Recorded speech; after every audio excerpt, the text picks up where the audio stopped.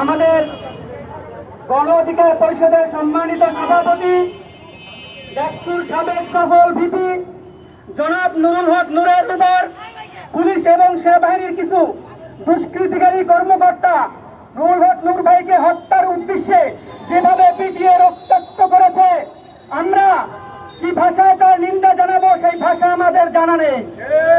প্রিয় বন্ধুগণ, আপনারা জানেন ঐতিহাসিক কোটা সংস্কার আন্দোলন থেকে 24-এর গণ অভ্যুত্থান যেই ব্যক্তির নেতৃত্বে হয়েছে, যেই ব্যক্তি সামনে থেকে নেতৃত্ব দিয়েছে, আমাদেরকে সাহস জুগিয়েছে, 24-এর পরবর্তী বাংলায় এমন 24-এর মহানায়ককে জনসম্মুখে মিডিয়ার সামনে যেইভাবে পিটিয়ে রক্তাক্ত করেছে, আজ আমরা অত্যন্ত দুঃখিত হচ্ছি, অত্যন্ত ব্যথিত হচ্ছি।